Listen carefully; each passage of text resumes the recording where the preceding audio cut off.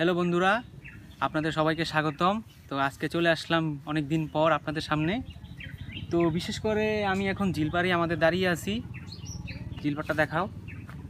তো ঝিলের পানি বন্যার কারণে অনেক বেড়ে গেছে। তো বেশ কিছুদিন ঝিলপাড়ে খুব কষ্ট করতে হয়েছে। তো আজকে যে ব্যাপারটা নিয়ে আসলাম, কিছুদিন আগেই আমি যে হাইব্রিড গাছটা দেখিয়েছি ওইটা নিয়েই আজকে আসলাম। ওইটা দেখতে পাচ্ছেন যে এখানে মোটামুটি ফুল চলে আসলো।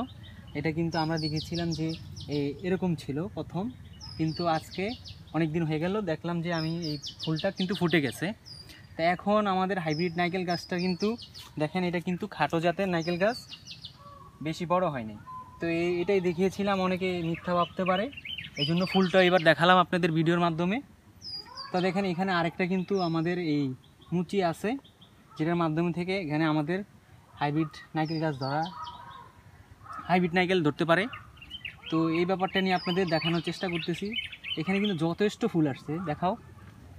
এখানে কিন্তু যথেষ্ট ফুল আসছে, খাটো জাতের নারকেল গাছ। আর দেখি আল্লাহর রহমতে আল্লাহ কি ফলনটা দেয়, আপনাদের ওই ব্যাপারটা নিয়ে আপডেট জানাবো। এছাড়া আমাদের এখানে আরও আছে, সিরিয়ালে আমরা অনেকগুলো নারকেল গাছই রেখেছি। তো ওই নেটটা দিয়েছিলাম শুধু ওই আমাদের বন্যার পানি যে না উঠে। তো এইভাবে নারকেল গাছ পুরো আটের মধ্যেই ছিল। তো এইটার মধ্যে আমাদের ফলনটা আসছে, দেখেন মাশাল্লাহ কত সুন্দর ফুল। এবং এখানে আরেকটা আছে, আশা করি যে ফলন হবে এবং আপনাদের আমি চারা প্রদান করতে পারবো। আজকে এই পর্যন্তই, ধন্যবাদ সবাইকে।